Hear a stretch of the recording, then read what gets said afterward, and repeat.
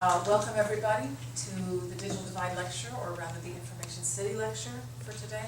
My name is Kate Williams, and I started these lectures with Abdul Alkalimat some 6 or 7 years ago. I bring up the name Digital Divide today because that was the discussion in class earlier this morning, but also because we want to keep that concept in mind as we think about the Information City. The reason for the unifying theory, or the overarching idea of the Information City, is that we think that's a better way to attack the problem of digital divides. So we have to travel with both those ideas in our heads. And to introduce our speaker today, we have a student from Informatics here at GSLIS, Carly Hafner, and I'm going to turn things over to her. Let's sit down. Here to welcome Chris Hamb. He's originally a Chicago native, and has lived in Champaign-Urbana for the last 15 years. During that time, he has had many roles, including college student, graduate student, University of Illinois faculty, and most recently, small business owner. Mr. Hamb currently serves on several boards and committees in the community, including Champaign County NAACP Executive Board, Superstars Steering Committee, Canaan Men's Safe House Steering Committee, Champaign County Black Chamber of Commerce Executive Board, and the Salem Cyber Church Committee. Mr. Hamb is a mentor to the one-to-one mentoring programs. In 2009, he was named one of United Way's Emerging Community Leaders. He was also named one of Central Illinois' 40 Under 40 in 2012. Chrisp was featured in Difference Makers 2010, an eBlack Champaign-Urbana publication, and a panelist at eChicago 2012. When Mr. Hamb is not volunteering, he runs and operates Chrisp Media LLC, a web consulting business he founded. Chrisp Media LLC specializes in bringing not-for-profits and small businesses online. Most recently, Chris has helped found InfoCityCU, which we're here today for, a campus community collaboration that desires to utilize the power of information technology to create a more inclusive and just community. I'd like to welcome Chris Hamb. Thank you very much, Carly, for that wonderful introduction. And thank you, everyone, for inviting me. I'm really excited to be here. I'm going to try to keep things very informal. I just feel like we're at the round table. So no one's at the head. So if you have any questions or want to stop me, just raise your hand. Brief outline, though, of what I want to talk about today. I want to talk about how I got to this point. I'm going to start at high school and come all the way to now. I also want to talk about the transition from campus to community and beyond.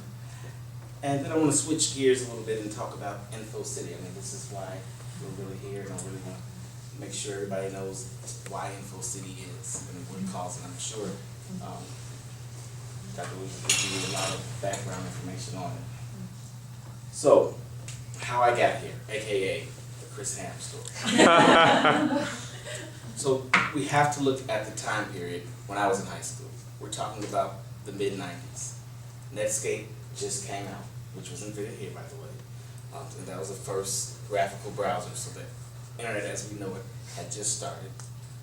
Google wasn't born yet, and so Google wasn't around, YouTube wasn't around, smartphones was not around. PDAs had kind of, does everybody here know what PDA is? Okay, they had kind of started to emerge. But I grew up in, middle class neighborhood on the south side of Chicago. We had a computer, but not everybody on my block did, and we were one of the few people who had internet access. Back then, you either had CompuServe or America Online. We had America Online, and I want to say we were dial-up at 58K. So internet was very slow, but internet didn't do very much back then, so it didn't have to be fast.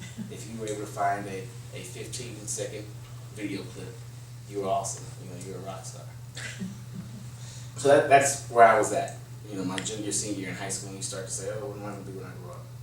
And so in my high school, they had all these career tests, where you should go, because I didn't know what I wanted to do. And so I knew I liked this computer we had in the house, and it was fun. And so all these tests said, you should become an engineer. I literally had no idea what an engineer was. I just knew they made stuff. And I said, well, if I put the computer on front of it, I'll be a computer engineer, that sounds pretty good. And so I started searching, no, I wasn't searching this way, I was going to the library and looking up more information about what schools had computer engineering. University of Illinois, top 10 engineering school. And it was in state, so it was reasonable tuition. So that's how I came here to Central Illinois. My first week here, I looked around and we were surrounded by cornfields, and I said, okay, I'm gonna do my 4 years and get the heck out of here as soon as possible.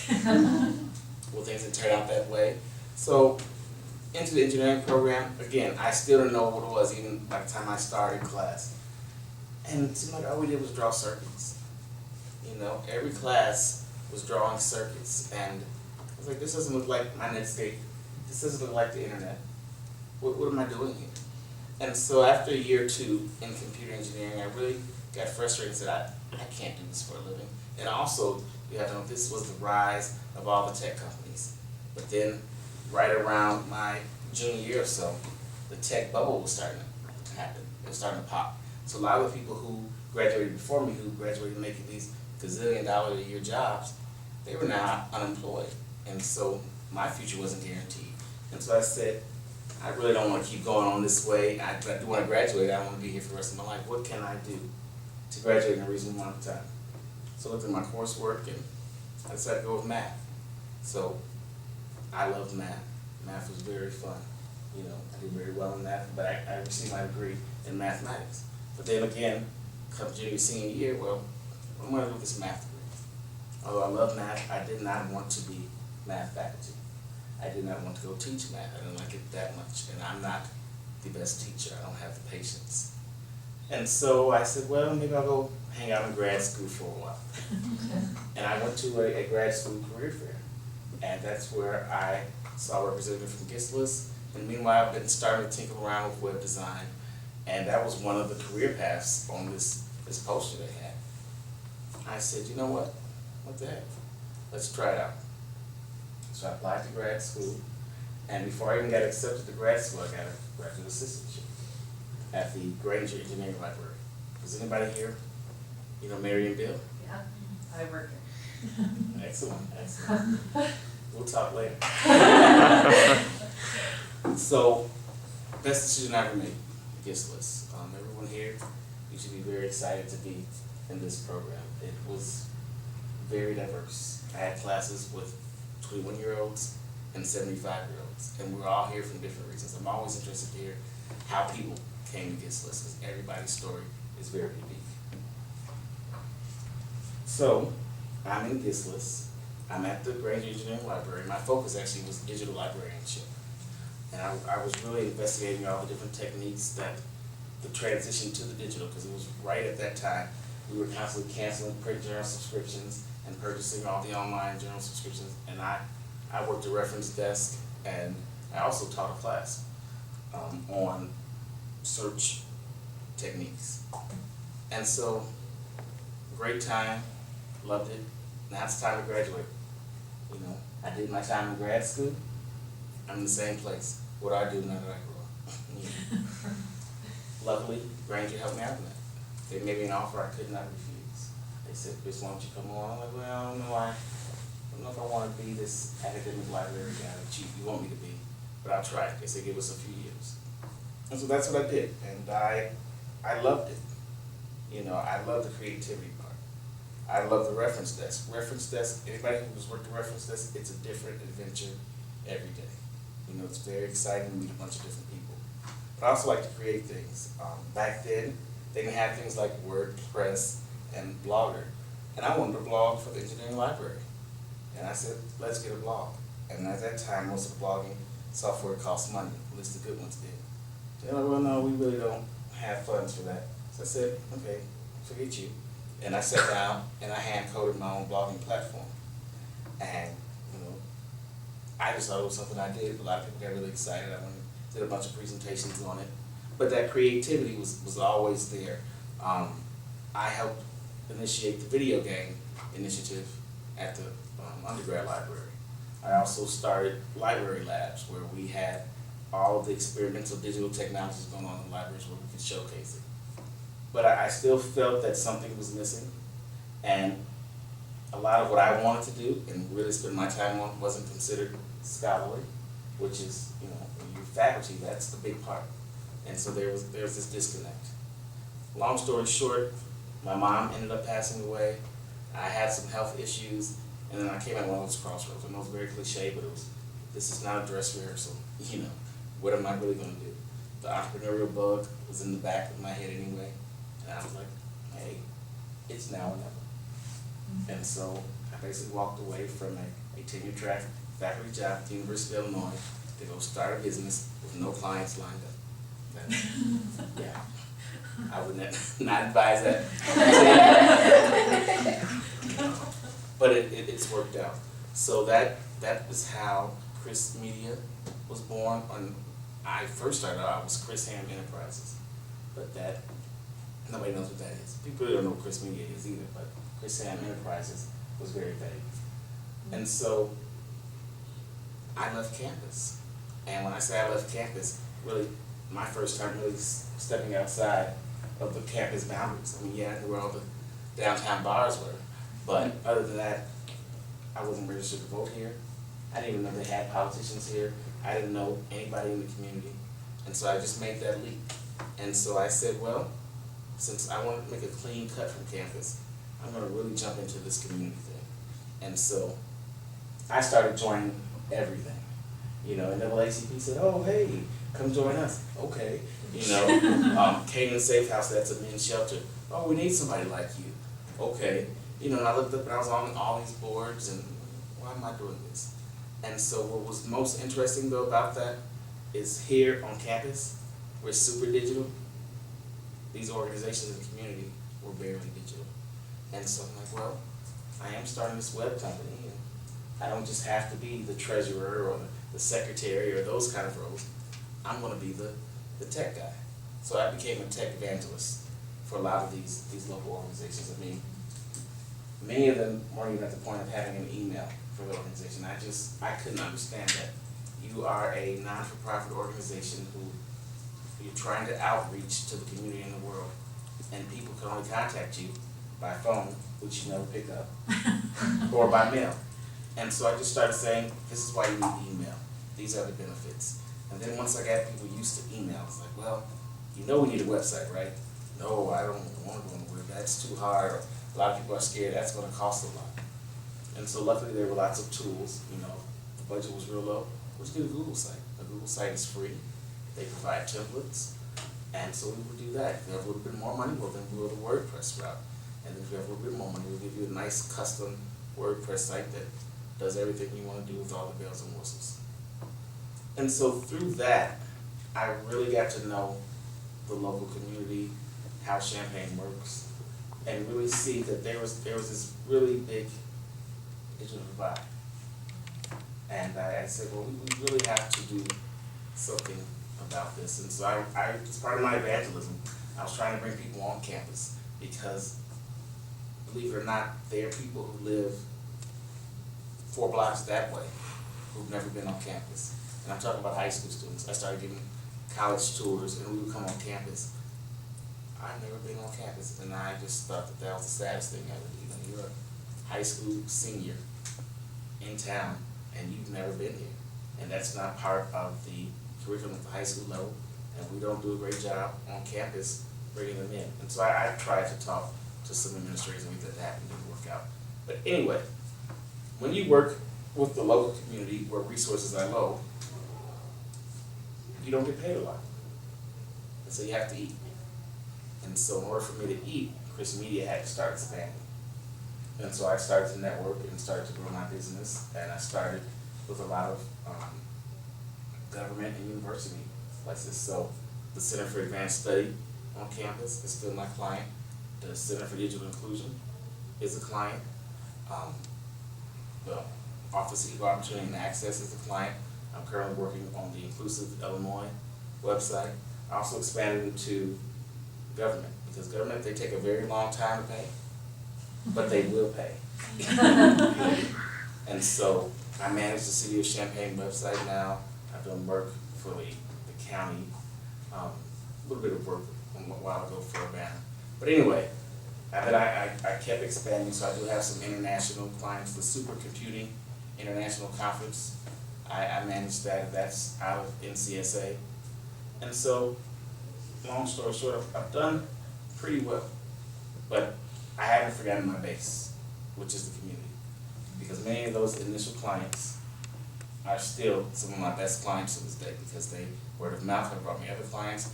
And now as they get more resources, they get more comfortable with the technology, they want to go from the Google site to the WordPress site or the fully functional bells and whistles site, because they're seeing the value. And as an organization or a business or even a church, it's hard to be competitive if you don't embrace the digital. Because of the type of town we live in, people are constantly coming and going. And so word of mouth is not always going to be, as available as you would want it to be. And so when, a new graduate student comes to town, I want to go to church, or do they have a place I can volunteer? They're going to turn to one of their devices. And if you're not in that space, then you don't exist. So that's where Chrisp Media is at. And so I want to talk a little bit about Information City. So I think I've talked about this before with some of you here, but we cannot begin this conversation without talking about UC2B. So UC2B is Urbana-Champaign Big Broadband. And this was part of a huge grant to come in and give high-speed internet to places that people weren't even online. So they did this survey of the town, and they found spots where people were not connected.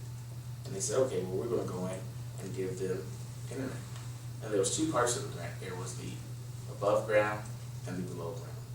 The below ground was all the technology involved to make the connections happen, do the layout. So for a couple of years, they had these big orange fiber cables all over town. We're like, oh, what's that there? Well, that's that new internet stuff they're bringing in. And then there was an above ground component, and that was going to provide training, resources, and the technology for the people in these areas, so that, I'm on this fast network. Now what? Anyway, below ground, fully funded. Above ground, not funded at all. And so I first got involved with UC2B, just going to the different meetings, and then somehow I wound up on the technical committee for UC2B, and then I stepped down from that role because I was a part of their outreach team, so I did all the graphics for UC2B, all the forms, the website, all of those things.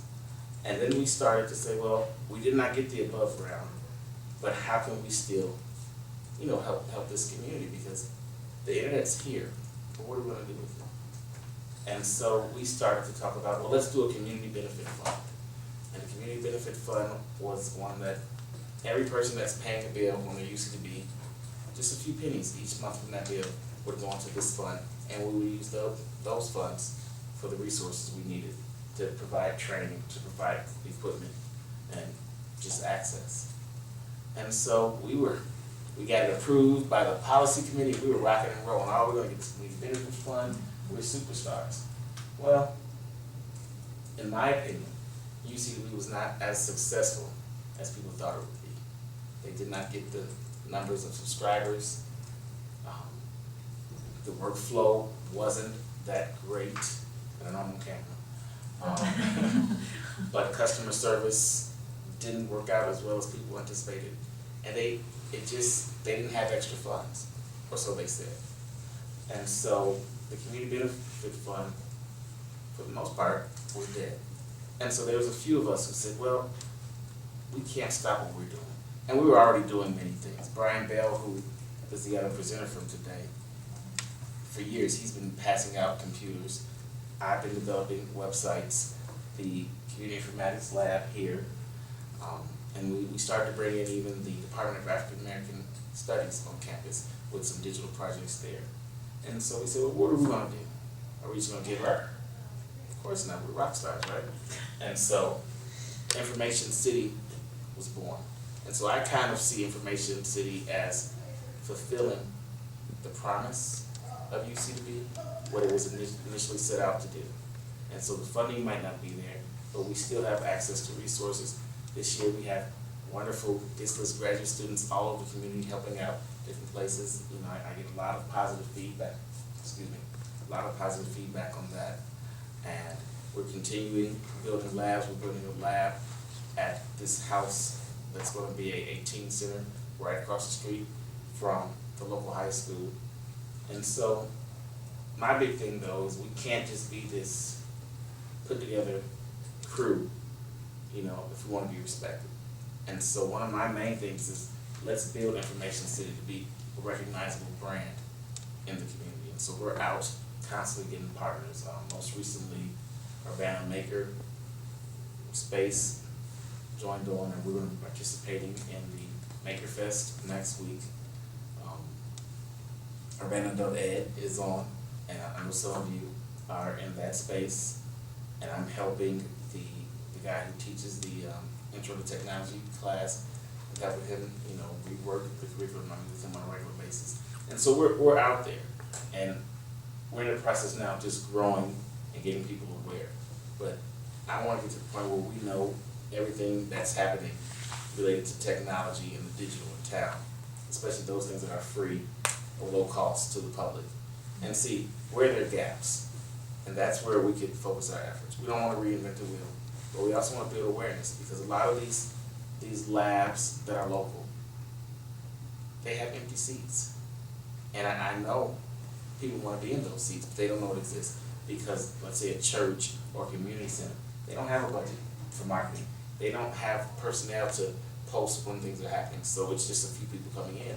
But then you go to the libraries and there's sometimes, you know, lines. So let's get a calendar of what's going on in all these different places. You can open up the calendar. What do I want to learn today? You know, I'm going to go learn Word here. I'm going to go learn something about Facebook here. I'm going to go learn about Raspberry Pi over here, or I'm going to go to the Fab Lab on this day. And I think that can really build up the community knowledge, because the corporate technology is here. It's robust. More and more big companies are moving into this space. I just heard Caterpillar is actually moving a large part of their company here because of the network and because of Research Park. And I just don't want to see the community be left behind. They say there's more tech jobs in this country than unemployed people. Well, to me, that's an issue, you know, because I see technology as a low barrier to breakthrough. A lot of jobs don't require you to have a degree. They want to know what you can do. You know, I have a friend who, she is the Tier 2 support director for Pavlov, which is a local ISP. And she said, I've never been in college a day, but I managed 16 people, and many of them have gone to college, but I knew how to do this, and that's why I was hired. And so we can start teaching these skills, or at least sparking that interest, you know, early on, then maybe we can help with the unemployment, maybe we can help with economic development, and kind of, you know, make things more easy. And so that's InfoCity. I want to continue to grow. I think it has potential to be something really big. And so I really want to push hard at that and grow it into something that's sustainable. And so that is my story and how I went from high school to InfoCity. Fabulous. I think it also is a story of a librarian. Yes. Because I think you're still a librarian. Oh yeah. Um, Once a librarian, always a librarian. So that might take us back to questions we were talking about earlier. So, questions now, Chris? I guess, what are your connections with libraries in town? So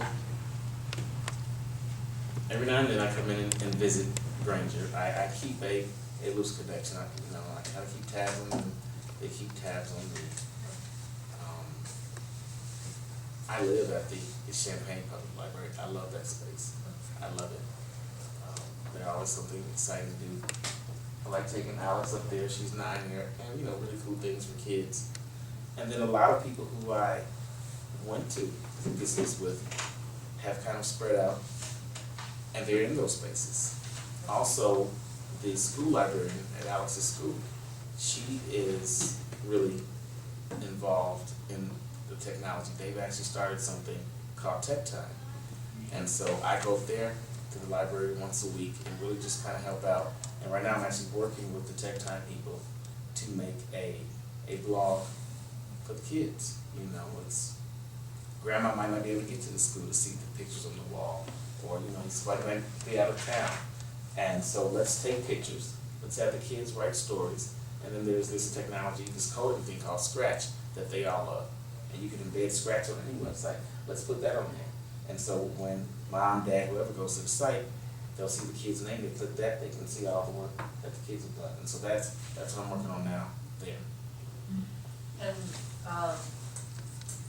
are the librarians from like public libraries involved in InfoCity at all? They know about us. We don't have official partnerships, but yes, they're very well aware, and they're very excited about the idea, and whenever we want their space, we have access to it. We recently helped Noah with one of his graduate projects. We did some research with senior citizens, and we did that at some of the community centers as well as Urbana Free Library, and they were very excited about that project. You mentioned that there are more tech jobs than unemployed people. Yes. Based on what you've done, are there, or do you know of any other groups of people that are trying to kind of be technology evangelists like you've talked about? Well, locally or just in general?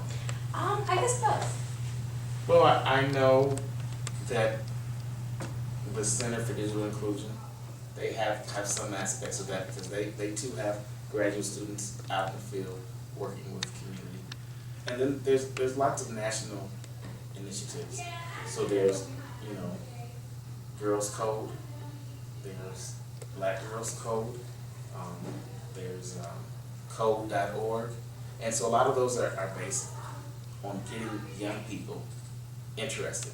You know, because when you go look at your Bill Gates or your Mark Zuckerbergs or those people, they were introduced very early on.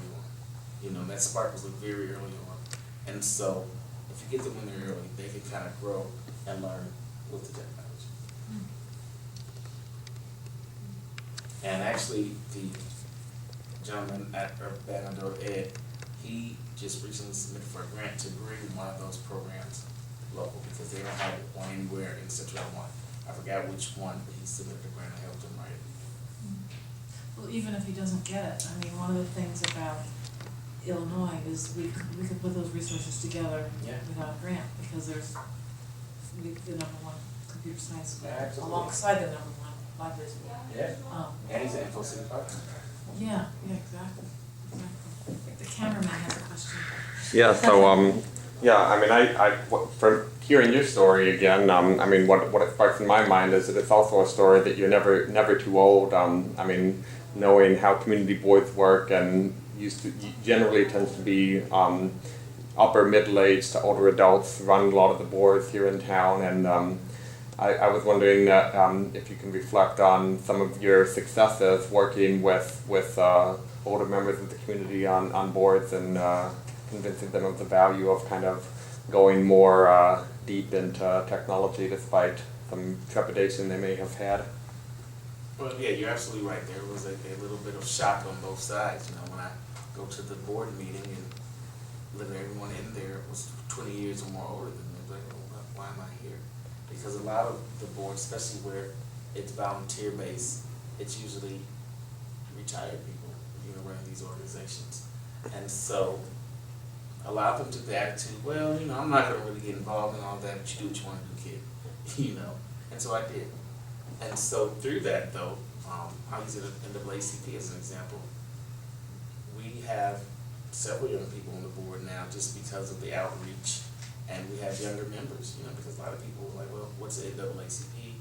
I'm not joining that. And so the website, though, it keeps people up to date, you know, because everybody now is walking around with a smartphone. And a lot of people are going to these websites or at least giving their email to get a newsletter. And so we started a newsletter. And so people say NAACP doesn't do anything. And I was like, well, you guys are doing a lot. You're not telling anybody. And so just by telling people, we start to build our awareness.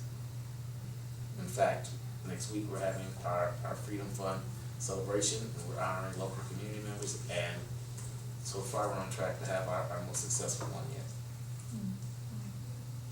I think that there's two things that happened with the economic contraction of the last 20 or 30 years. People have had to work more and longer hours, two-income families, people working multiple jobs, and so volunteering has suffered. So that older generation is sort of caught there, wanting younger people in, but not able to get to them. But And I would say, and so a lot of, when I say community, a lot of that, I'm based in African American community. And so a lot of the struggles of that generation, newer generations don't see, and therefore they don't see the value. You know, why should I go and be a part of this? You know, and even with the African American churches, you know, there's so many other churches you can go to, but the people who started these churches at that time, there weren't other choices. And so when you go into a lot of churches, you see a lot of the same group of people who run all the organizations, and the younger generations are going other places. Wow. Whereas Ferguson would tell you, we need these organizations more than ever. Absolutely. But the other thing I would say, the other trend is that this amazing new technology that you're referring to.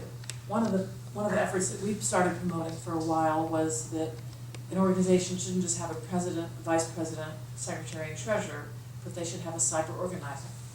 And I think that's kind of this tech evangelist idea that you have, which is, it's just as important as keeping minutes to make sure that you're making adequate use of technology in your organization, but who's it gonna fall to if everybody on the board is from a certain generation, or if you don't have it carved out as, this is an elected position, and you hold it for 12 months kind of thing. So I think it's still something that has some meaning, because you can be a secretary, but that might mean that you're typing.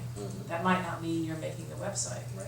And there is a tradition of an organization having a webmaster, and I think webmaster covers some of it, but what I like about the term cyber organizer or tech evangelist is that it really takes into account the leap that we all have to make. It isn't business as usual, it's figuring out something new. I mean, I'm even dealing with it when we made the commitment to shift our press releases over to news flashes that we'd send you. That's a weekly, I feel like suddenly I now work for a publication.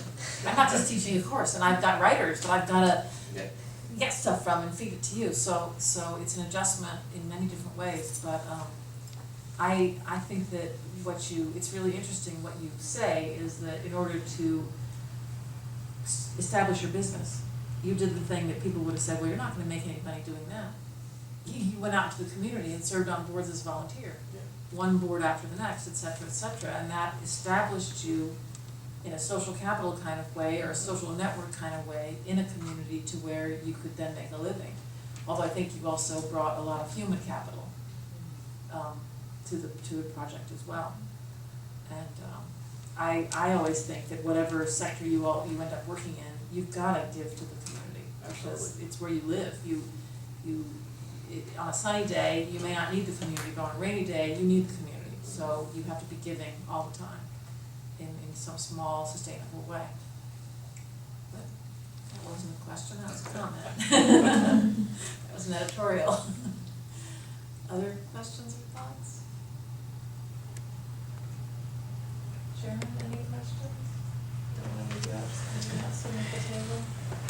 No, but I'm going back to your comment about tech jobs far surpassing unemployment. That's in Champaign-Urbana as well. Absolutely. I mean, there are positions at the research park designing mobile apps. They don't have people trained to do that, and that doesn't require a 4-year degree. It requires someone, with the creativity and the interest in that. So, would companies be willing to support this effort?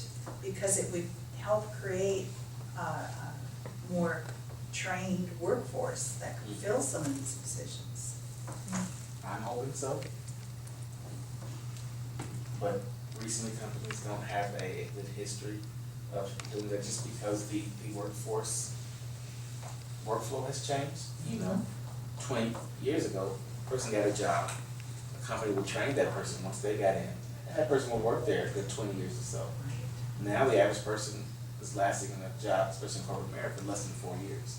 And so big companies can't make that investment for training and providing that.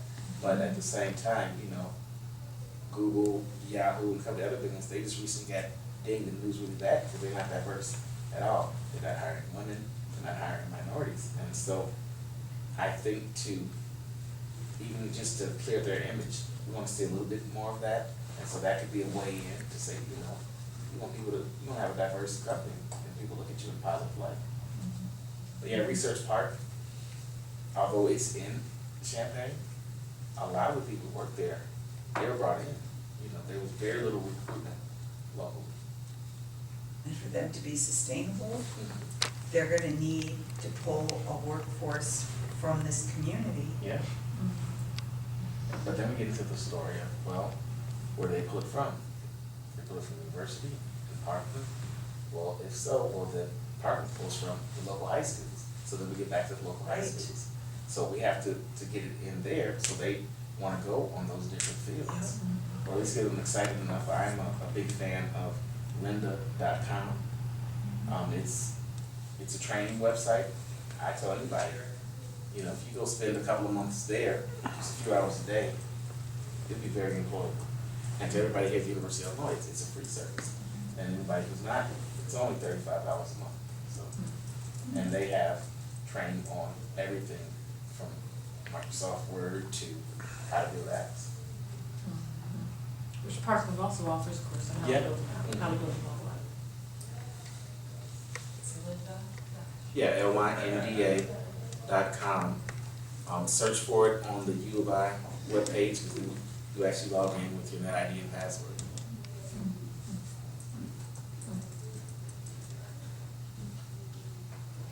I have another question. Yes. So Carly already asked about public libraries, and many of the people in the room have an interest in working in public libraries. So if you had your druthers, how would you see public libraries fitting into the work of building InfoCity, not only here but elsewhere in other places?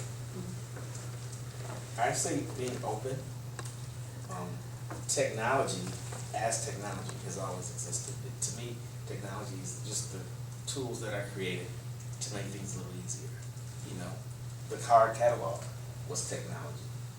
The periodical abstracts and the indexes, those are technologies. So the finding aids that help you get to the information. I think one of the biggest switches though with digital technology is librarians have to be more aware of sources that aren't physically in their space or that weren't created by them, you know, because anything now is a way to distribute information. And so librarians, especially if we're working at the reference desk and dealing with the public on a regular basis, you have to have some kind of idea of what Vine is, or Pinterest, or Instagram. Because somebody might come in showing you their phone, how do I get this? And if you don't know how it works, or have just some kind of idea, you have to go find somebody else. And so just being open to new technology, and it's very hard to keep up. I'll be the first one to admit, you know, it's getting more exponential every day. You know, I just think Google just turned 16. I just think 16 years ago, the things that we use on a daily basis didn't exist.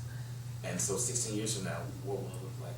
And so it's constant professional development and becoming more aware of those type of services. I love that the Urbana Library, they have a Fab Lab there, and they're bringing the young people in and getting them excited about these tech spaces. And so I just say, always be open. I think that's the biggest thing they can do. And when people like InfoCity come and talk, they say, oh yeah, you can use our space, we love you.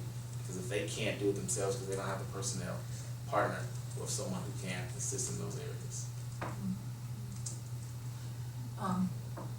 Following along this line, yesterday at the library research seminar, folks from Pittsburgh were saying that the academic library will eventually move its books and its printed matter into special collections.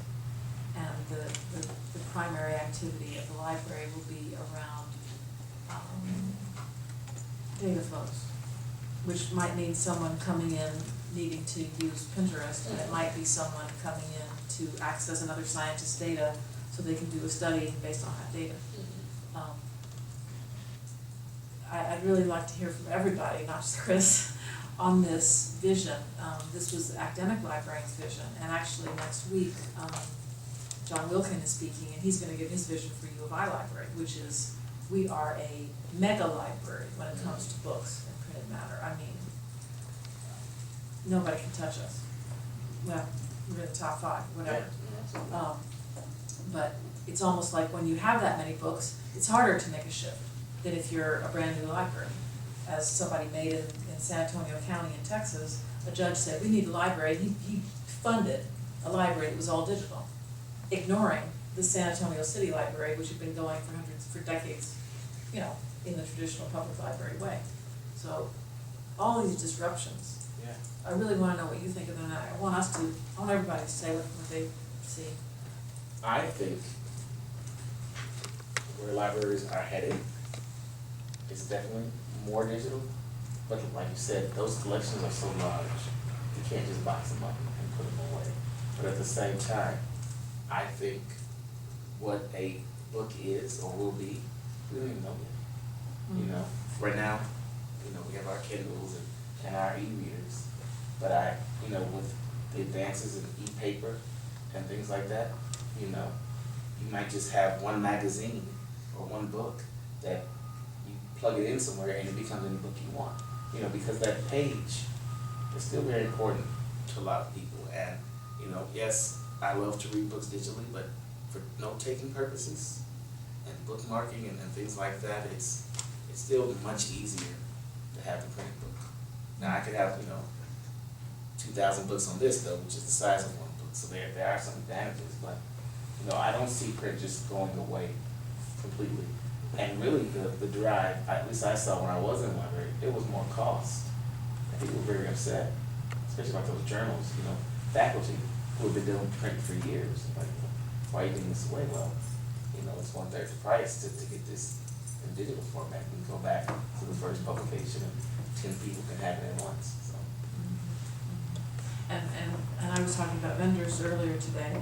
The vendors have designed the online journals in the way they want to provide them to us, and for me, it's not very user friendly. So I found out about a new company that actually hired a Gislis grad, or it may have been a Gislis grad who started to do it, up in Minnesota, called Browsine, which brings the journals that you want to read, as long as your university subscribes to them, to your tablet, and you can read an issue, kind of the way you would read, say, the New York Times, which has a very tablet-friendly website. And I want to get my hands on it, because for me, there's been this period where the journals really did get harder to read, because a paper journal is pretty easy to read. You can even take it to bed with you. I know that sounds really nerdy, but when you got to keep up with your field and you love your field, that's what you do. You crawl in bed with the journal. But anyway, Ryan, what do other people think? I was at Purdue this weekend, and their undergraduate library doesn't have any books, which my friend who just got a job there, he told me that. I was like, how is that a library? Because they also don't have librarians doing reference, they have student assistants doing reference, which is just like, there's no librarian and no books, how is that a library? But then like exploring it more, and they have collaborative rooms for like classrooms with technology in it, with like different tables set up so you can be in groups, and each table has a computer, and then there are these screens that you can like project that computer onto the screen so the whole class can see it. My friend's job is working to like integrate more information and library ideas into classrooms, like reform the way they're teaching. And just like exploring the library, there's so many people studying, they had so many more like computer terminals, and they were set up in a way so it's not just like you sitting next to the person next to you like this. but there was like a little bit more space, and the computers were sort of facing a little bit different ways. And I saw how that's what the patrons needed. They needed group study space, they needed computer terminals, they needed quiet space to study, and I see that at Granger. We're a big study library, people go there for quiet studying, and on the fourth floor for group study. And I appreciate that the library's changing to meet the needs of the patron. But I also kind of fear that books are still around and they're still important, and you can't do a word search in a book. You can't Google a word in a book, like in a physical book. You have to know how to use a table of contents or an index, or, you know, parse that information. And I kind of worry that if books aren't around and accessible, that they're gonna not be used. I agree. I think they're meeting the wants of the patrons more than the needs. It's similar to what Facebook and a lot of other places do.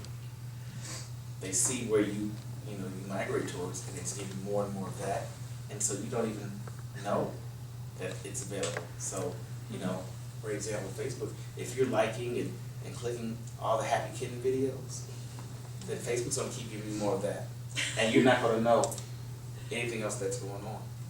And so, yeah, people wanna be online, people wanna use technology, but if we do keep doing that, then yeah, they're not gonna want books, because they don't know about books, and they won't know how to use a table of contents, they won't know how to use an index. They just, any question they have, they'll run to Google. And it's so easy here a lot of, like, when I was an undergrad, I wasn't here, but I almost exclusively used journals. Other than, I was in literature classes, so I needed, like, the book I was reading, but most of those I bought. But then for papers and things, I just needed journals, which I could get online. But then, especially for like public libraries, where a lot of what they're providing is like novels and fiction, if you don't make that, like, if you don't advertise that, if you don't show that that's available, then people aren't gonna know about it, so people aren't gonna check it out. Even if it's something they want, they wouldn't even know to look there. I feel like I've been in situations, I can't think of a specific one, but where a patron has, I didn't even know that that was an option, and that's not a good place to be. I think it's partly why we seized on this phrase infocity, is that we needed to give people a vision of where we might go, and the holisticness of InfoCity versus the digital divide idea, which sometimes is person to person. We wanted to project this integrated approach to things. And it goes back to what we were talking about earlier about unified theory. We need a unified theory of the library in order to understand what services we should offer and how to promote those services, and how much money do you spend on this versus on that versus on the other, or we're risking drifting the way you were describing. Well, you just drift. You drift towards kitten videos. We'll give you more kitten videos, and suddenly your world is kittens.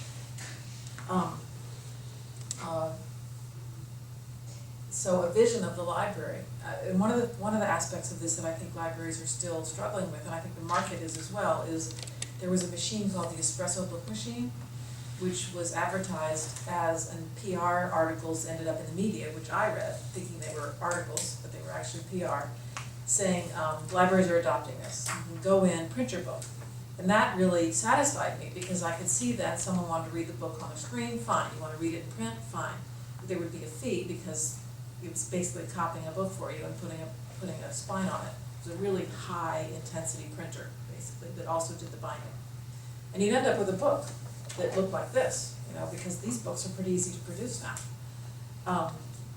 But the truth, what ended up happening is that the company got these machines put into libraries on a promotional test basis. And 6 months later, they took them away because the libraries couldn't afford them and because people weren't using them. Well, why? We know why they couldn't afford them, because budgets are too strict. But why people didn't use them? Was that because they weren't marketed enough? Is that, where are we at here and where are we going with this? Because I'm sorry that if that book machine's gonna fail, because to me that was a bridge that would tell people, yes, you need to compute, but yes, you might also wanna curl up with this one, because it's by so-and-so. Choose your favorite, Charles Dickens, Googie Watch the Ongo, you don't really necessarily wanna read that on a tablet. Oh, it's time. Thank you, Christina, for alerting us to that fact. And this isn't a discussion to end today. Final thoughts from anybody? Chris included? Grand caravan included? Family included?